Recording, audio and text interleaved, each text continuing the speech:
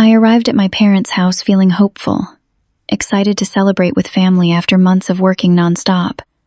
As I grabbed dessert from the kitchen, I froze hearing my mother's voice. Jacqueline was always the dumb one, but at least she has money. Laughter erupted from the dining room. Glasses clinked. "Here's to stupid relatives with money," they cheered. My hands trembled, pie nearly slipping as understanding washed over me. My success meant nothing compared to my sister's engagement news. The drive back to my country house felt endless that night. The beautiful property I had purchased at 32 years old represented everything I had worked for. 5 acres of rolling land, a historic farmhouse I had lovingly restored, and the peaceful solitude I cherished after growing up in a chaotic household where I never quite belonged. I had always been the odd one out in my family. While my younger sister Melanie excelled in academics and charmed everyone she met, I struggled through school with undiagnosed dyslexia. My parents interpreted my difficulties as laziness or stupidity, often comparing me unfavorably to my sister. "Why can't you just apply yourself like Melanie?" my father would demand when I brought home another disappointing report card. "Not everyone can be a genius," my mother would sigh, as if my learning differences were a personal failing. The irony was that despite Melanie's academic promise, she never completed college. She bounced between majors, dropped out twice, and eventually settled for a part-time job at a boutique while she found herself. Yet somehow, in my family's eyes, she remained the golden child. I, on the other hand, discovered my talents lay elsewhere. After barely graduating high school, I took real estate courses and discovered an aptitude for property investment. I started small, saving every penny from my 3 jobs to buy a rundown condo. 6 months of weekends spent renovating resulted in a tidy profit when I sold it. From there, I built a respectable portfolio of properties, culminating in the purchase of my dream home last year. My family had attended my housewarming, of course. They had oohed and ahed over the restored hardwood floors, the chef's kitchen with its granite countertops, and the screened porch overlooking the pond. But their compliments always felt hollow. "Lucky you found this place before the market went crazy," my father had commented, diminishing the years of strategic planning that had made the purchase possible. "I suppose big houses are nice if you have no one to share them with," my mother had added with a pointed look. At 32 and single, I was apparently failing at the most important job a woman could have. The morning after the disastrous family dinner, I called my cousin Amanda. Unlike the rest of my family, Amanda had always been straightforward with me. "I need to ask you something," I said after we exchanged greetings. "Do my parents and Melanie talk about me like I'm stupid when I'm not around?" The silence on the other end of the line told me everything. "Amanda, please, I need to know," she sighed. "Jackie, I'm sorry. I've tried to tell them to stop, but they just don't listen. Your mom especially has this narrative that you just got lucky in business. They call it your dumb luck." My stomach twisted. "What exactly do they say? That you stumbled into money? That anyone could do what you did if they had the same opportunities?" She paused. "I know it's not true. I've seen how hard you work, how carefully you research your investments, but they just can't seem to give you credit." "Is there more?" I asked, sensing her hesitation. "You should see some of Melanie's social media posts," Amanda said quietly. "She's been showing off your house to her friends, calling it the family's country estate. There's one post where she referred to you as her simple sister with the cash cow property. I took screenshots. I can send them if you want, but they'll only hurt you more."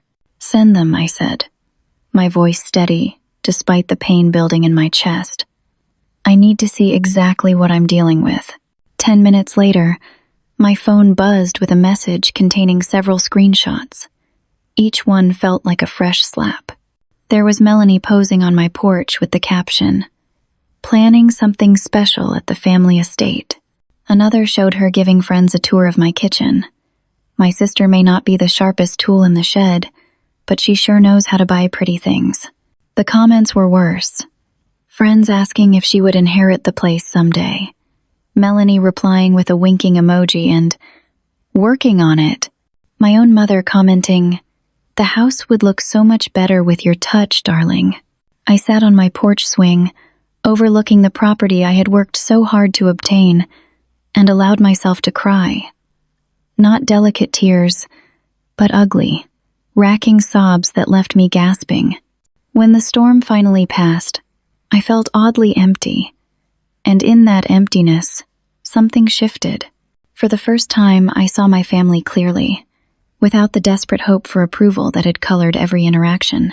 3 weeks after the dinner incident, Melanie called.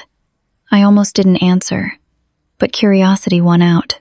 "Jackie," she exclaimed, her voice sugary sweet. "I have the most amazing news. You're engaged." "I know. Congratulations," I replied flatly. "Yes, but there's more. Jackson and I set a date. June 12th, just 4 months away. And we've been thinking about the perfect venue for our engagement party." She paused dramatically. "Your house would be absolutely perfect." My first instinct was to refuse, but years of conditioning made me hesitate. Perhaps this was a chance to finally earn their respect. If I was generous, if I allowed them to see the value I brought to the family, maybe things could change. "What exactly are you thinking?" I asked cautiously. "Just a small gathering," Melanie assured me. 50 people tops. We'd handle all the details. You wouldn't have to do a thing except let us use your beautiful home. Against my better judgment, I agreed. The relief in her voice was palpable, and for a moment, I felt good about my decision. That feeling lasted approximately 48 hours. The first sign of trouble came when my mother called to discuss the plans. "The party will be on May 15th, she announced without preamble. "I thought the engagement party would be in June," I said, confused. "No, the wedding is in June. The engagement party needs to happen next month to give people enough notice." Now, about the catering. I've spoken with Riverside Catering, and they recommend a full bar and past hors d'oeuvres for the first hour, followed by a seated 4-course dinner. "Wait, Mom," I interrupted. "Melanie said this would be a small gathering. A seated dinner sounds much more elaborate." "Well, of course we need to properly celebrate your sister's engagement to a surgeon," my mother replied, as if explaining something to a small child. "Now, the guest list is around 75 people, but that's still quite intimate considering Jackson's family connections." 75 people is not what I agreed to," I said firmly. "And who's paying for all this catering and setup?" An uncomfortable silence followed. "Well, Jacqueline, we assumed since it's your house and you're doing so well financially. You expected me to host and pay for Melanie's engagement party?" I asked incredulously. "Don't be selfish," my mother snapped. "Your sister has found a wonderful man who will provide her with a beautiful life. The least you can do is help them celebrate properly." The conversation deteriorated from there, but somehow, I still found myself agreeing to most of their demands. I drew the line at some of the more extravagant requests, like importing specific flowers from South America, but I did agree to host the larger party and cover the basic catering costs. Over the following weeks, my house became command central for party planning, despite the fact that I was rarely consulted. My mother and Melanie would arrive unannounced with various vendors in tow, pointing out areas that needed improvement before the big day. "These curtains simply won't do," my mother declared during one such visit. "They're far too plain for the occasion." "Those curtains cost $1,200, I replied through gritted teeth. "They're custom-made from Belgian linen." My mother waved this away as irrelevant. "We need something with more drama. Gold silk would be perfect." "I'm not replacing my curtains for a one-night event," I insisted. "Fine. Be difficult," she huffed. "We'll just hang drapery over them." As the party approached, I found myself increasingly sidelined in my own home. The final straw came when I received a call from Melanie's friend Sophie, who was apparently helping with invitations. "I just wanted to confirm the wording before we send these to the printer," she said. Melanie suggested, "Please join us at the Anderson family estate to celebrate the engagement of Melanie Anderson and Jackson Pierce." "The Anderson family estate?" I repeated. "Sophie, this is my house, not a family estate. I purchased it myself last year. Oh, Sophie sounded genuinely confused. Melanie always refers to it as the family country house. Should I change the wording? Yes, please, I said firmly. It should say, at the home of Jacqueline Anderson. I'll check with Melanie, Sophie replied uncertainly. She was very specific about the wording she wanted. After ending the call, I drove to my parents' house, determined to see the invitation for myself. My mother was out, but my father was home, working in his study. He directed me to the dining room where various wedding-related materials were spread across the table. The invitations were there, already printed. The Anderson family estate was prominently featured, with no mention of me whatsoever. But what truly shocked me was the size of the guest list next to the invitation box. I flipped through page after page of names, counting well over 200 people. Among them, I spotted names that made my blood run cold. Thomas Whitaker, a potential investor I'd been courting for months. Sarah and James Reynolds, the couple selling a commercial property I was negotiating to buy. Numerous other business contacts I'd mentioned to my family in passing. They were using my home to network with my professional connections, all while erasing my ownership from the narrative. The day before the engagement party, I arrived early to help with setup. My parents' car was already in the driveway, though I hadn't given them keys or the security code. Irritated, but not entirely surprised that they'd gotten the information from Melanie, I entered through the side door. Voices drifted from the conservatory, my favorite room in the house with its wall of windows overlooking the gardens. I recognized my mother's crisp tones, my father's deeper rumble, and Melanie's excited chatter. Rather than announcing myself, I moved quietly down the hallway, stopping just short of the doorway. The realtor said we could easily get $1.8 million in this market, my mother was saying, especially with the improvements the new owners will inevitably make.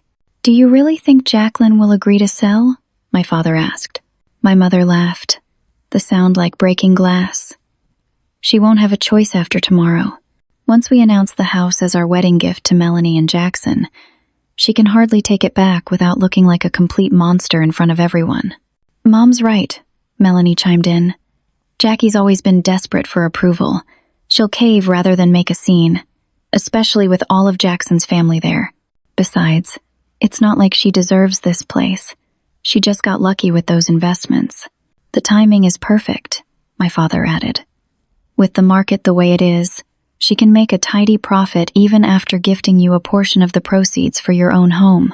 We just need to make sure the announcement comes at the right moment, when everyone's attention is on you two.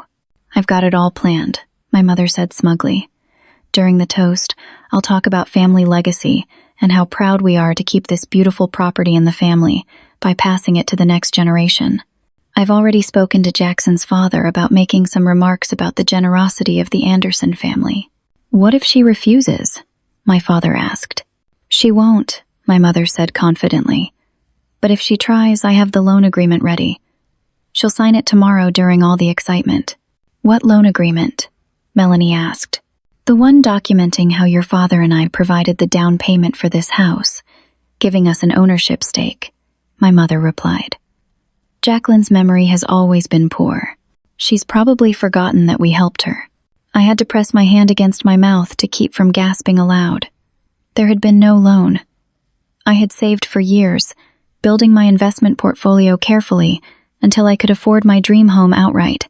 The house was mine, free and clear, purchased entirely with my own money. Heart-pounding. I slipped back down the hallway and outside. Once safely in my car, I allowed myself to process what I'd just heard. They were planning to publicly announce my home as a wedding gift to my sister, counting on social pressure to force me to comply. And if that didn't work, they had a forged loan document ready. Before confronting them, I needed to see this supposed agreement. I waited until they moved to the kitchen, then slipped into the conservatory where my mother had left her planner. Flipping through it, I found a folder containing legal-looking documents. The loan agreement stated that my parents had provided $300,000 toward the purchase of my home, entitling them to a 20% ownership stake plus interest. The document was dated 18 months ago, around the time I had purchased the property. It even featured a reasonably good forgery of my signature. Had I not known with absolute certainty that no such loan existed, I might have doubted my own memory. I took photos of every page with trembling hands, then returned the folder exactly as I'd found it. As I prepared to leave, I noticed moving boxes stacked in the hallway. Curious, I peeked inside one to find Melanie's clothes, neatly folded. Another contained books, a third kitchenware. "We can start moving the rest of your things next week," I heard my mother say as they returned from the kitchen. "Once Jacqueline agrees to the sale, you and Jackson can use this as your weekend home until your permanent residence is ready." "I can't wait," Melanie replied. "This place needs so much work, but it has good bones. Jackson's already talking about gutting the kitchen and expanding the master suite. I've spoken to several realtors about valuation," my father added. "If we list quickly, you could be in your new place before the wedding." They had it all planned out. My home, my sanctuary, the place I had worked so hard to create, was to be sacrificed on the altar of Melanie's happiness, without a second thought for my feelings or rights. They weren't just planning a party at my expense. They were orchestrating the theft of my property through manipulation, forgery, and public pressure. As I drove away, my vision blurred with tears of rage and betrayal. Once off my property, I pulled over, unable to drive safely in my emotional state. Fumbling with my phone, I called the one person I knew would understand. "Taylor," I choked out when my best friend answered. "I need help." Taylor arrived at my apartment in the city 40 minutes later, armed with a bottle of wine and a fierce protective instinct. My hands still shook as I recounted everything I'd discovered. "They can't actually take your house," Taylor said after I finished. "You have the deed, the mortgage documentation, proof of payment.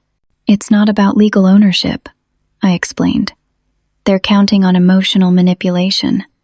They know I've spent my whole life seeking their approval, trying to prove my worth. They think I'll give in rather than cause a scene." "And would you have? Before today?" Taylor asked gently. I couldn't answer immediately. The truth was uncomfortable to acknowledge. "Probably," I admitted finally. "I've been trying to win their respect since I was a kid. Remember when I bought my mom that expensive necklace for her 50th birthday?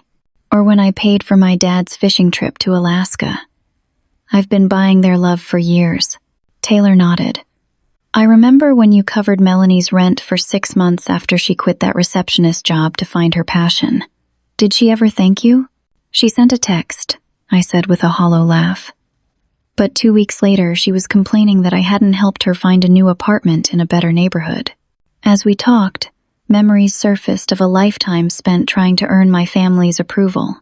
The Christmas I spent $1,500 on gifts, only to receive a generic scarf from my parents from both of us. The time I offered to help Melanie with a down payment on a condo, and she used the money for a vacation to Bali instead.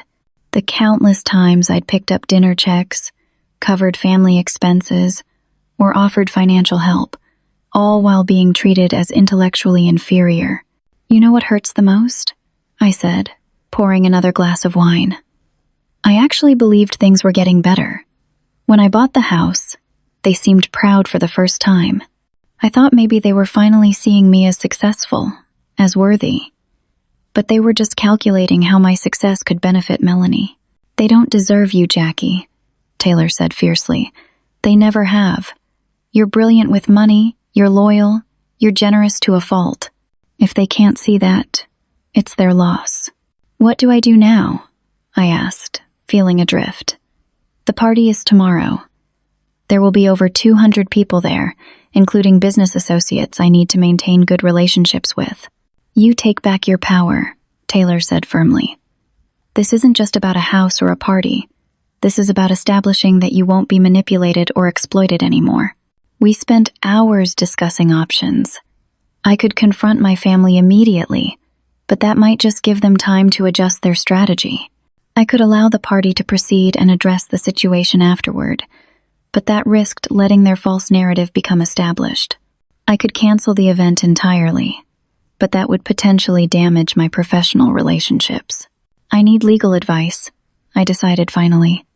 And I need to protect my property physically, as well as legally. The next morning, I met with Patricia Winters, a sharp family law attorney Taylor had recommended. After reviewing my documentation and the photos of the forged loan agreement, she was blunt in her assessment. "This is attempted fraud," she stated. "You have clear proof of ownership, and the timing of this supposed loan agreement is suspicious at best. If they attempt to enforce this document, they could face serious legal consequences." She helped me draft a cease and desist letter and advised me on how to document any further attempts at deception or coercion. Armed with legal protection, I next called a locksmith and security company, scheduling them for the following day, just hours before the party was set to begin. That afternoon, I received a surprising text from Jackson, Melanie's fiancé, asking if we could meet for coffee. Curious and wary, I agreed. Jackson was waiting when I arrived at the cafe, looking uncomfortable. After awkward greetings, he got straight to the point. "I wanted to thank you personally for hosting our engagement party," he said. "It's incredibly generous of you to offer your home." "Is that what Melanie told you? That I offered?" I asked carefully. He nodded. "She said you were excited to host it at your country house. But yesterday I overheard her talking to her mother about some announcement they're planning, and it didn't sound right." "What kind of announcement?" I asked, though I already knew. Jackson shifted uncomfortably. "Something about your house being a gift to us?" "I never asked for that, Jacqueline. I would never expect someone to give up their home as a wedding present." I told Melanie as much, and she just said it was all arranged and not to worry about it. I studied him carefully. "Did you know they've been referring to my house as the family estate? That the invitations don't even mention that it's my home?" His expression of genuine shock answered my question. "No, I had no idea. The whole thing is getting out of hand, to be honest." We started talking about a small celebration, and suddenly it's turned into this enormous event with people I barely know. "How well do you know my sister, Jackson?" I asked quietly. "The real Melanie, not the version she presents to you." He was silent for a long moment. "I'm starting to wonder," he admitted. "Things have been moving so fast, and sometimes I feel like I'm just being carried along. She's different with her family than she is with me. More entitled, less considerate. She's already planned to renovate my house once it's yours," I told him. "Her things are packed and ready to move in next week." The color drained from his face. "I never agreed to any of this. We've talked about looking for a place together after the wedding, but nothing about taking your house." He ran a hand through his hair. "To be honest, I've been having doubts. Melanie seems so focused on the wedding, on impressing people. Sometimes I feel like the actual marriage is an afterthought." "I'm not telling you what to do about your relationship," I said carefully, "but I am going to protect what's mine. I won't be announcing any gifts tomorrow, and I won't be selling my house." Jackson nodded slowly. "I understand, and for what it's worth, I'm sorry. This isn't what I wanted either." He hesitated, then added, "What are you planning to do?" "I'm going to set some boundaries," I replied. "Long overdue ones." As we parted ways, I felt an unexpected wave of compassion for Jackson. He seemed genuinely blindsided by my family's schemes, and something in his demeanor suggested he was reconsidering more than just the engagement party arrangements.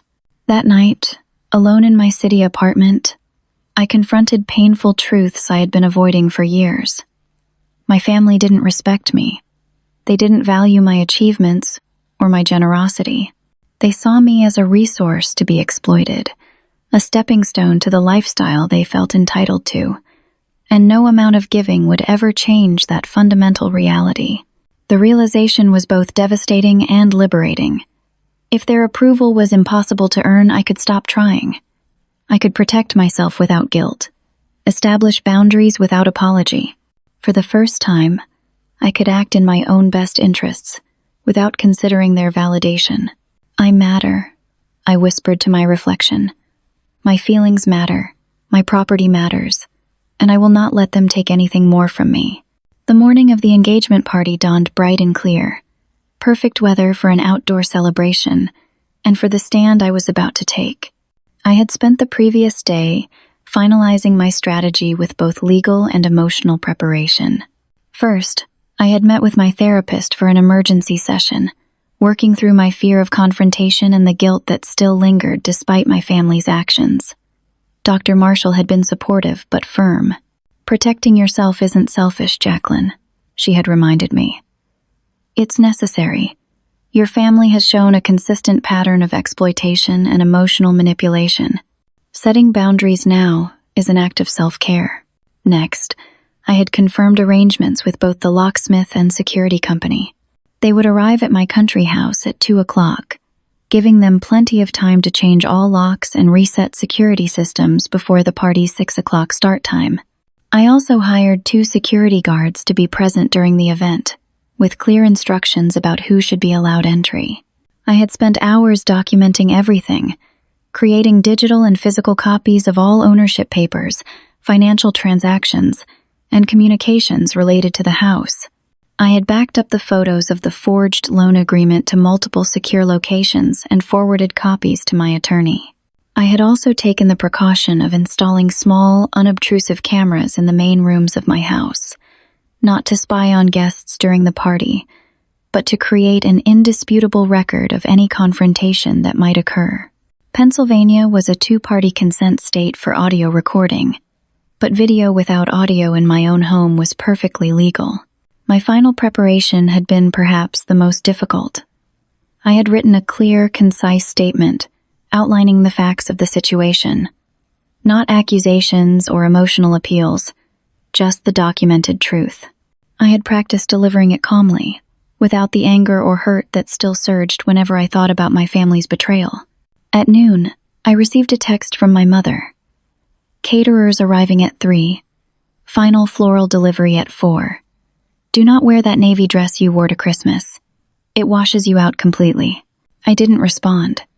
At 1:30, another text arrived, this time from Melanie. "Mom wants to know if the guest room is ready for Aunt Linda and Uncle Paul. They're staying overnight." Again, I chose not to respond. Let them wonder. Let them worry. For once, I would not be rushing to accommodate their demands or soothe their concerns. At 2 o'clock precisely, I met the locksmith at my country house. He was efficient, replacing all exterior locks and providing new keys in just under an hour. The security team arrived as he was finishing, and by 4 o'clock, all codes had been reset, all systems updated, and all exterior access points secured. I thanked the professionals for their work, paid them generously, and then took a moment to center myself in my own home. I walked through each room slowly, reconnecting with the space I had created, reminding myself why I had fallen in love with this property in the first place. The afternoon light streaming through the conservatory windows. The solid feel of the oak banister beneath my hand. The creaking third step on the staircase that I had decided to keep because its imperfection felt honest. This was my home, my achievement, my sanctuary, and I would not allow it to be taken from me. At 4:30, my phone began ringing incessantly. First my mother, then my father, then Melanie. I let each call go to voicemail. The messages grew increasingly frantic. "Jacqueline, where are you? The florist is here, and no one can get into the house. This is completely irresponsible. We have vendors waiting outside. If you've forgotten about the party, I swear to God, Jacqueline, I will never forgive you." At 4:45, I received a call from Jackson. Unlike my family, I answered his call. "Your family is having a meltdown," he said without preamble. "They can't get into the house, and the caterers are threatening to leave." "I'm aware," I replied calmly. "I changed the locks and security codes this morning." There was a long pause. "So you're really doing this?" he said finally. It wasn't a question. "I am," I confirmed. "I've spent my whole life allowing them to take advantage of me, Jackson. It stops today." "I understand," he said softly. "For what it's worth, I support your decision, and I've made one of my own." He took an audible breath. I told Melanie I need time to reconsider our engagement. After seeing how she and her parents have treated you, I'm not sure I want to be part of this family. His words stunned me. That's a big decision, I managed. It's the right one, he said firmly. I should have paid attention to the red flags sooner. The way she talks about people behind their backs. The constant focus on appearances and status. The expectation that everyone should cater to her needs. He paused. I'm sorry it took this situation for me to see clearly. What will you do now? I asked. I'm heading home, he replied. I've told Melanie I won't be at the party, if there even is one at this point. I think you should know that her parents are considering calling a locksmith themselves. They can try, I said. But I've informed the local police of the situation. Any attempt to force entry will be treated as breaking and entering. After ending the call with Jackson, I sent a brief text to my family group chat. I will be arriving at 5:30 to discuss the party situation. Do not attempt to enter my home before then. The response was immediate and volatile. Accusations of selfishness, threats of legal action, emotional appeals about Melanie's special day being ruined. I read each message with detachment, recognizing the manipulation tactics that had worked so effectively in the past. At 5:30 exactly, I parked in my driveway. The scene that greeted me was chaotic. Vans from the catering company and florist were parked haphazardly. Staff stood around awkwardly, holding boxes and arrangements. And in the center of it all, my family, red-faced and gesticulating wildly as they argued with various service providers. My mother spotted me first, her expression shifting from anger to calculated relief. Finally, everyone, Jacqueline is here. Now we can get this disaster back on track. I stepped out of my car, shoulders back, chin high. There will be no party here today, I announced, my voice carrying across the driveway. Don't be ridiculous, my father snapped. We have 200 guests arriving in less than an hour. You should call and tell them the venue has changed, I replied evenly. Because it has. Jacqueline, you can't do this to me, Melanie wailed, tears already streaming down her face. This is my engagement party. Where's Jackson? I asked, though I already knew the answer. Melanie's expression flickered. He's been delayed, she hedged. He'll be here soon. No, he won't, I said simply. He told me he's reconsidering your engagement. The gasps from the small crowd of vendors were audible. My mother stepped forward, attempting damage control. This is a private family matter, she hissed, not to be discussed in front of strangers. You're right, I agreed. It is a private matter, which is why I'm not hosting 200 people, most of whom I don't even know, at my private home. Your home? My father interjected with forced joviality. Come now, Jacqueline. You know this has always been considered the family property. Your mother and I helped you with the down payment, after all. No, you didn't, I stated firmly. I purchased this house entirely with my own money. I have all the documentation to prove it, including bank statements showing the source of funds. You're confused, my mother insisted, her smile tight. We discussed this at the time. Your memory has always been poor. My memory is excellent, I countered. And so is my documentation, including photos of the forged loan agreement you planned to pressure me into signing today. The blood drained from both my parents' faces. Melanie looked between them in confusion. What loan agreement? She asked. The one claiming Mom and Dad provided $300,000 toward my down payment, giving them partial ownership of my house, I explained. The one they created to support their plan to announce my home as their wedding gift to you. You went through my personal papers? My mother sputtered. After I overheard you discussing how to manipulate me into giving up my home? Yes, I did, I acknowledged without apology. Just like you went through my house while I wasn't here, giving tours to potential buyers and moving in Melanie's belongings without my knowledge or consent. You've lost your mind, my father declared, though his confidence seemed shaken. You can't just cancel an engagement party at the last minute. What about all these people who have worked hard to prepare? What about the guests already on their way? I'm sorry that your planning has been disrupted, I said, turning to address the vendors directly. This situation is not your fault. If you'll provide me with invoices for services rendered so far, I'll ensure you're compensated for your time and any non-refundable expenses. The catering manager stepped forward, looking relieved. Thank you, Miss Anderson. We'll prepare that documentation right away. This is outrageous, my mother exploded. You're embarrassing this entire family with your selfishness. No, Mom, I replied calmly. You're embarrassing yourselves. Attempting to steal my home through manipulation and forgery is not just immoral, it's illegal. No one was stealing anything, she insisted. We were just trying to help Melanie start her married life properly. By giving her something that doesn't belong to you, I pointed out. That's not generosity. It's theft. After everything we've done for you, my father began, his voice trembling with anger. This is how you repay us? By humiliating your sister on what should be the happiest day of her life? What exactly have you done for me? I asked quietly. Did you support me when I struggled in school? Did you help me start my business?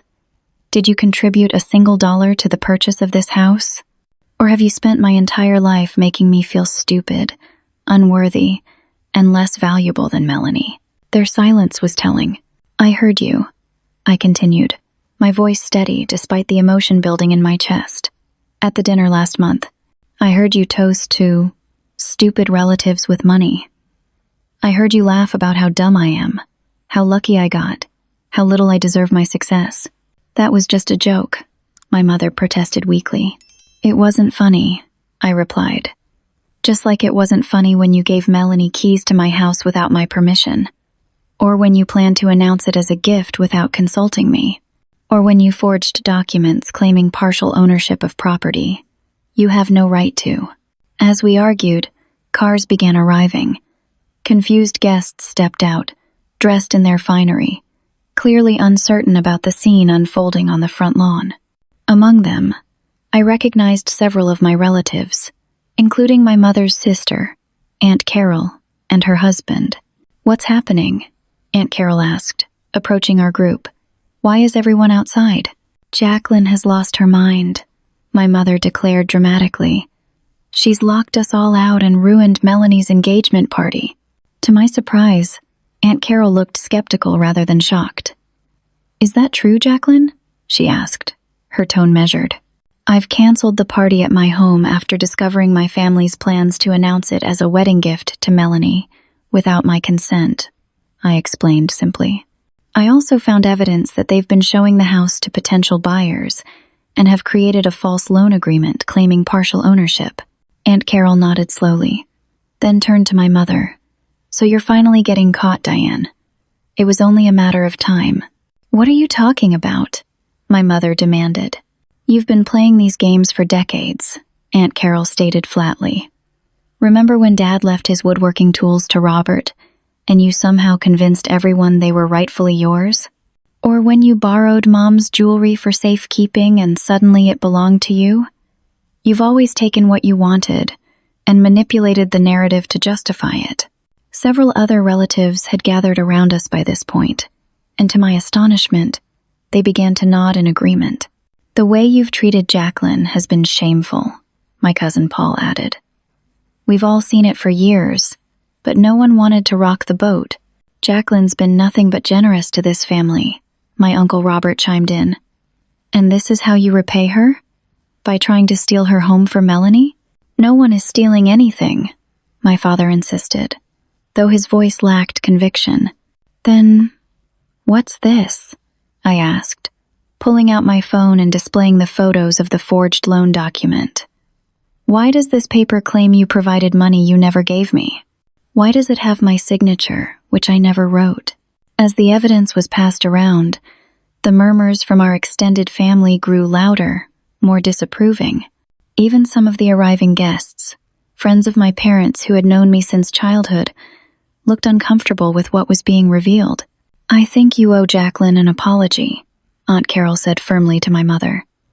And then I think you need to call everyone and explain that the party has been canceled due to a family emergency. This is ridiculous, my mother spluttered. But her usual confidence was crumbling in the face of public scrutiny. Melanie deserves her engagement celebration. Not at Jacqueline's expense, Uncle Robert replied. Not through deception and fraud. Melanie, who had been uncharacteristically quiet during this exchange, suddenly burst into fresh tears. This is all falling apart, she wailed. First, Jackson leaves. Now the party's canceled. And everyone's looking at me like I'm some kind of villain. Jackson left? My mother repeated, momentarily distracted from her own predicament. He said he needs time to think, Melanie sobbed.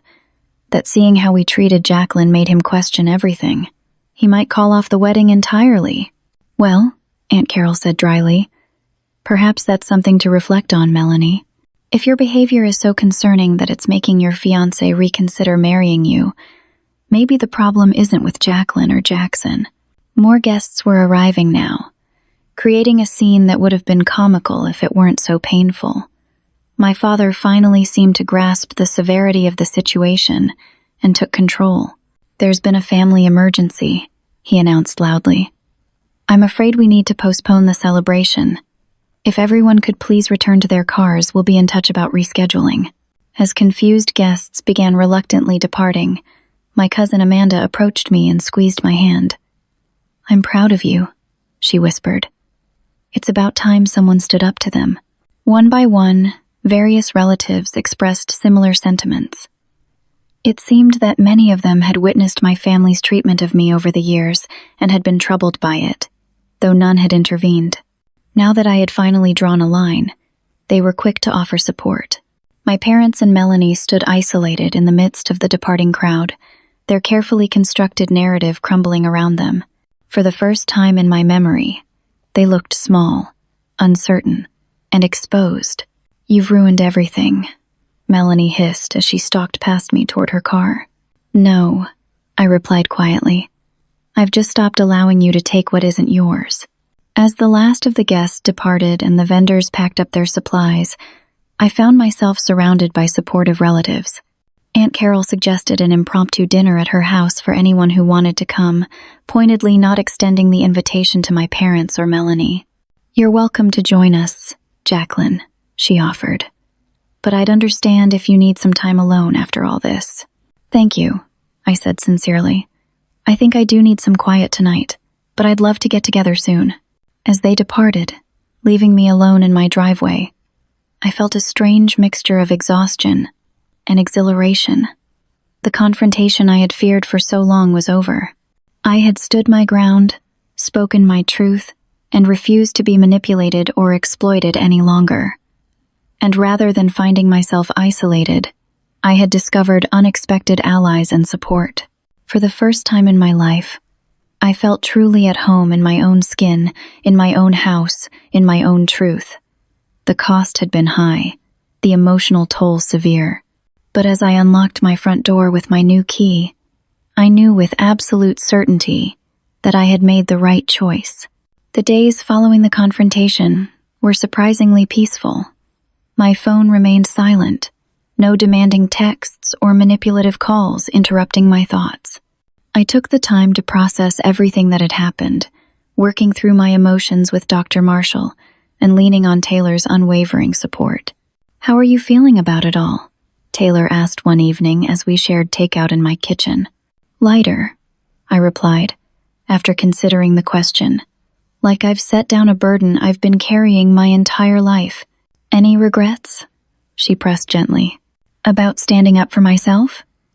Not one, I said firmly. About the way it all unfolded so publicly? Maybe a little. But they didn't leave me much choice. A week after the canceled party, Aunt Carol called to check in. She invited me to lunch, and over salads and iced tea, she offered perspective I hadn't expected. Your mother has always been this way, she explained. Competitive, entitled, manipulative. Our parents indulged her because it was easier than confronting her behavior. Then she married your father, who enabled her worst tendencies. By the time you and Melanie came along, the pattern was deeply established. Why didn't anyone say anything? I asked. Some of us tried, early on, she admitted. but we were dismissed as jealous or troublemakers. Eventually, most people just kept their distance or played along. I'm sorry we didn't do more to protect you. It's not your responsibility, I assured her. I'm an adult. I should have set boundaries years ago. Better late than never, she smiled, raising her glass in a toast. Through Aunt Carol and other relatives, I began building connections with family members I had always felt distant from, discovering genuine warmth and interest that had been obscured by my parents' controlling narrative. I learned that many of them had admired my business success from afar, but had been told not to make a fuss about it by my mother. 3 weeks after the confrontation, I received a formal letter from my parents' attorney, demanding the return of their investment in my property. My own attorney responded with a detailed refutation, including bank records documenting the source of my down payment and evidence of the forged document. We never heard from their lawyer again. Instead, my father called directly, his voice lacking its usual authoritative tone. "We need to talk," he said simply. "Not through lawyers. As a family." I agreed to meet them on neutral ground, a quiet restaurant with private dining rooms. I brought Taylor along for moral support, making it clear she would be present for the entire conversation. My parents arrived looking subdued. Even Melanie, who joined them, seemed less animated than usual. "We've consulted with our attorney," my father began stiffly. "He advises that pursuing any claim against your property would be problematic, because it would be fraudulent," I stated plainly. He winced but nodded. "The document was your mother's idea. I never should have gone along with it. It seemed justified at the time," my mother added defensively. "After everything we've done for you." "What exactly have you done for me, Mom?" I asked quietly. "I'm genuinely curious what you think you've contributed to my success." "We raised you," she replied immediately. "We provided a home, education, opportunities. The same as you did for Melanie," I pointed out. "Yet you've spent my entire life treating me as less valuable, less intelligent, less worthy of respect." "That's not true," she protested, but her objection lacked conviction. "It is true," my father said unexpectedly. "We've favored Melanie. We've dismissed your achievements. We've treated you unfairly." He looked directly at me for perhaps the first time in years. "I'm sorry, Jacqueline. I've been a poor father to you." The simple admission, so long overdue, nearly undid me. I blinked back tears as Taylor squeezed my hand under the table. "Why?" I managed to ask. "Why was I never good enough?" My father looked away, shame evident in his expression. My mother studied her water glass intently. It was Melanie who finally answered. "Because you didn't need them," she said softly. "Even as a kid, you were so independent, so determined. I was the needy one, always seeking approval, always demanding attention. It was easier for them to focus on me, to feel needed and important." "That doesn't excuse how they treated Jacqueline," Taylor interjected firmly. "No, it doesn't," Melanie agreed, surprising me. "Nothing excuses that. Or how I treated you either, Jackie. I've been awful to you. Entitled, ungrateful, dismissive." When Jackson left, he said I needed to take a hard look at myself, at how I relate to people, especially you. He was right. "Is the engagement officially over?" I asked gently. Melanie nodded, tears welling in her eyes. "He said he couldn't marry someone capable of treating their own sister the way I treated you. Said it showed a fundamental character flaw." She wiped at her cheeks. "He's not wrong. I'm sorry," I said, and meant it. Despite everything, I took no pleasure in her pain. "I deserve it," she replied with unexpected self-awareness. "Maybe someday, if I really change, I'll find someone who values me for the right reasons. But first, I need to become someone worth valuing." The conversation continued, difficult but necessary. My parents acknowledged their favoritism, their dismissal of my accomplishments, their attempts to exploit my success. The apologies were imperfect, sometimes veering into justifications or minimizations, but they were a start. "We'd like to try again," my father said as the meal concluded. To build a healthier relationship, if you're willing. I'd like that, I replied honestly. But things will need to be different. I need respect. I need acknowledgement of my boundaries. I need to be treated as an equal member of this family, not a resource to be exploited. That's fair. He nodded. It won't be easy, my mother admitted. Old habits die hard, but we want to try. We'll need help, I suggested. Professional help. Family therapy. To my surprise, they agreed without hesitation. Perhaps the public exposure of their behavior had been a wake-up call. Or perhaps losing Jackson had made them realize the true cost of their actions. Whatever the reason, they seemed genuinely committed to change. 6 months later, we gathered at my country house for a very different kind of celebration. Not an engagement party or status display, but a simple family dinner marking half a year of therapy, honest conversations, and slow rebuilding of trust. My mother still occasionally made thoughtless comments about my business decisions or personal choices, but now she caught herself, apologized, and tried again. My father had discovered a genuine interest in real estate investment and often asked thoughtful questions about my work. Melanie, perhaps changed the most profoundly by the experience, had returned to college to complete her degree and was supporting herself for the first time in her adult life. Aunt Carol and Uncle Robert joined us, along with Amanda, Paul, and other relatives who had stood by me during the confrontation. Taylor was there too, my steadfast friend who had helped me find the courage to stand up for myself. As we sat around the large dining table in my home, sharing food and conversation without the undercurrent of competition and manipulation that had characterized our gatherings for so long, I felt a deep sense of peace. I'd like to make a toast, my father announced, raising his glass. All conversation ceased as everyone turned to him expectantly. To Jacqueline, he said, his voice thick with emotion, for having the courage to demand better from all of us, especially me. You've made this family stronger by refusing to accept anything less than the respect you deserve. To Jacqueline, everyone echoed, raising their glasses.